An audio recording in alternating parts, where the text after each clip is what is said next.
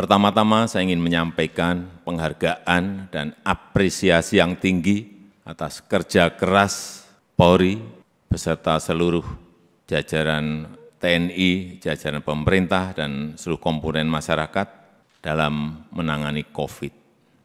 Itu dilihat masyarakat, dan itu juga saya lihat dan saya rasakan, kerja keras itu. Dan hasilnya juga sangat signifikan sampai hari ini. Yang mendorong paling kuat memang adalah dari Polri, telah 440 juta dosis vaksin yang telah disuntikkan kepada masyarakat. Dan hasilnya pandemi COVID mereda.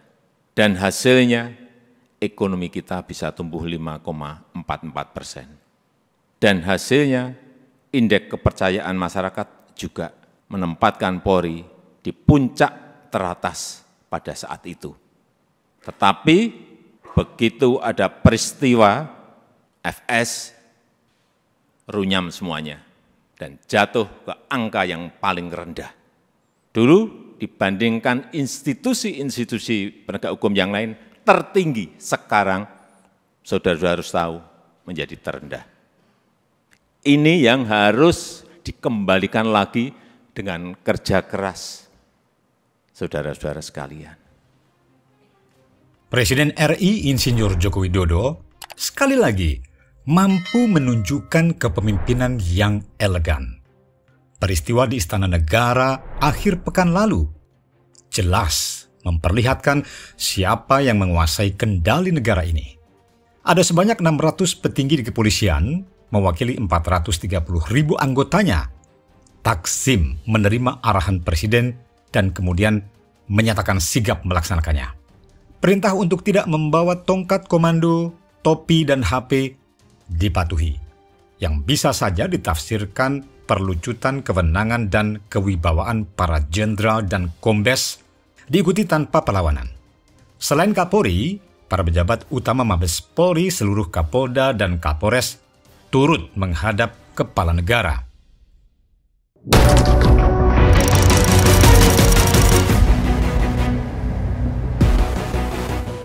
Adanya seorang Kapolda yang ikut menjual narkoba adalah krisis yang serius, khususnya di lingkup kepolisian dan penegak hukum pada umumnya.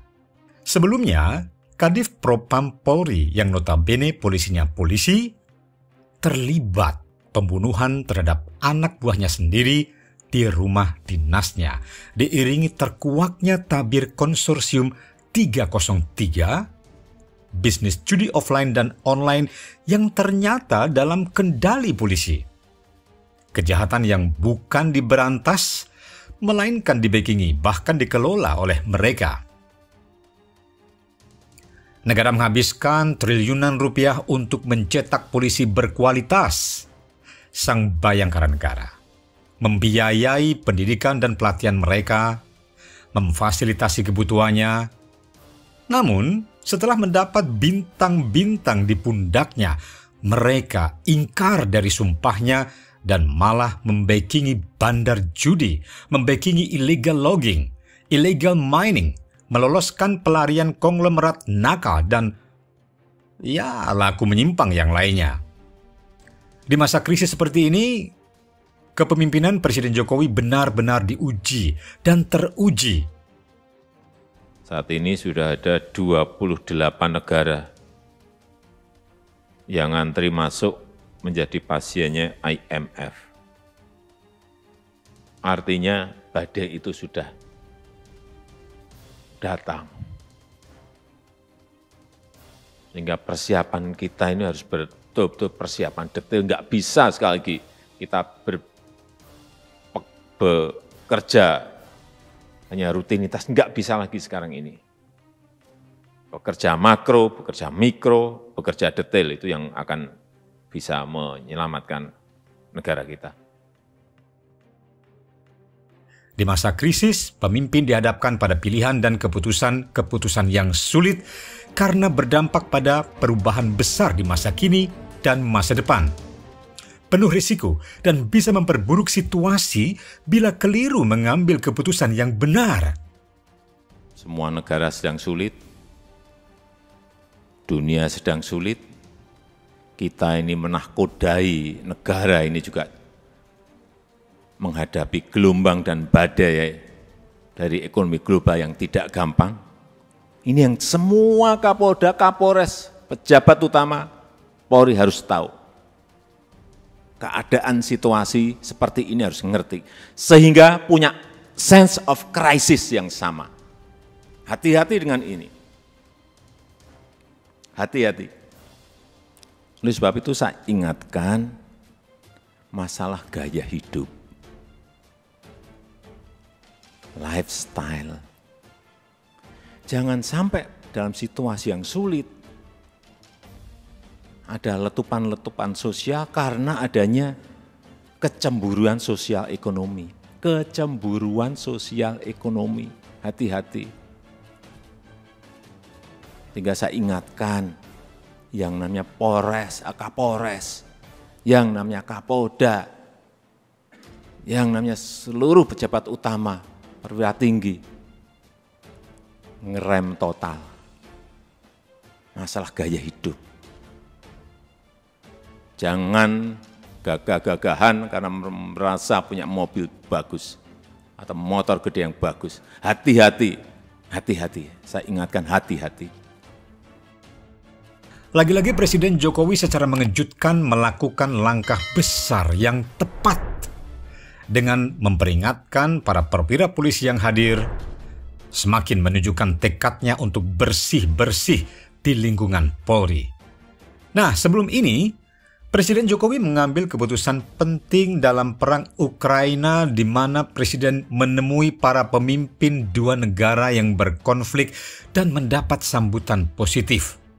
Perang belum usai, tapi krisis pangan dan energi menurun dibanding sebelumnya. Kini, Eropa yang bermasalah langsung dengan Rusia dan Ukraina karena memang ikut mengobarkan konflik yang berujung perang.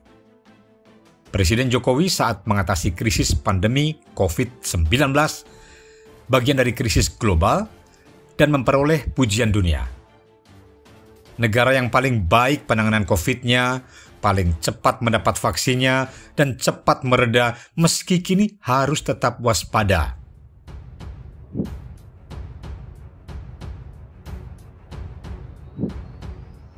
Desember 2016 lalu, Panglima TNI dan Kapolri menyarankan agar Presiden tidak hadir di tengah masa putih di Monas. Namun Wakil Presiden Yusuf Kala terkejut karena pada jam sholat Jumat, Jokowi malah ke Monas, bukan ke Masjid Baitur Rahim di Kompleks Istana. Berpayung berjalan penuh percaya diri, didampingi para pejabat tinggi saat itu seperti Menteri Koordinator Bidang Politik Hukum dan Keamanan Wiranto, kemudian ada lagi Menteri Sekretaris Negara Pratikno, kemudian Sekretaris Kabinet Pramono Anung, Menko Bidang Kemaritiman Luhut Binsar Panjaitan, yang juga diiringi Kepala Badan Intelijen Negara Jenderal Budi Gunawan, Menteri Agama Lukman Hakim Saifuddin, Kapolri Jenderal Polisi Tito Karnavian, dan Kapolda Metro Jaya. Dan kita tahu apa yang terjadi? Demo itu padam. Upaya menurunkan Presiden lewat kasus Ahok gagal. Ahok BTP memang kalah di Pilgub 2017, bahkan masuk penjara. Tapi Jokowi tetap di posisinya. Dan sekeluar dari Makobrimob, Ahok memperoleh posisi strategis di BUMN andalan negara. Mei 2015 lalu, Jokowi membubarkan mafia minyak petrol dan merevisi kontrak tambang dengan korporasi global. Kemudian, membeli kembali saham Freeport. Semua sangat berisiko, karena negara-negara industri imperialis mencampur adukan bisnis dan politik terutama Amerika dan Eropa. Para pemimpin sebelumnya cenderung main aman, karena tanpa keringat dan risiko dapat bagian dan setorannya. Ini bukan rahasia lagi. Rencana pembubaran Petrol Pertamina Energi Trading sudah diwacanakan sejak 2006, tapi gagal.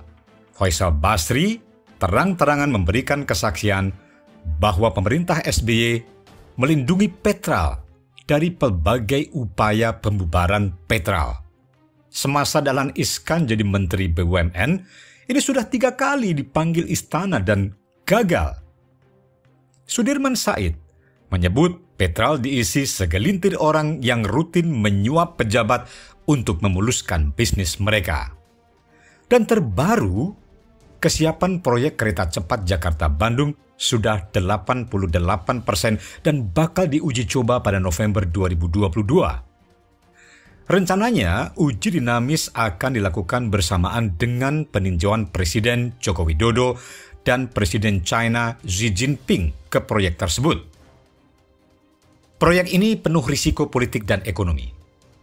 Sebelumnya di ibu kota telah terwujud MRT jurusan HI Lebak Bulus.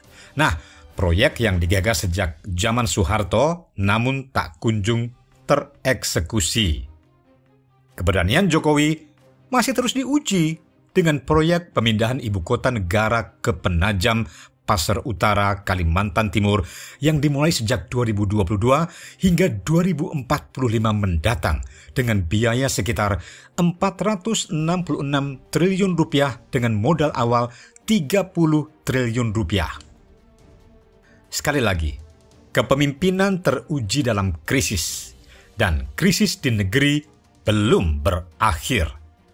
Ini bukan hanya karena faktor luar negeri, global, melainkan juga dari negeri sendiri, dari para politisi dan aparat negara ini.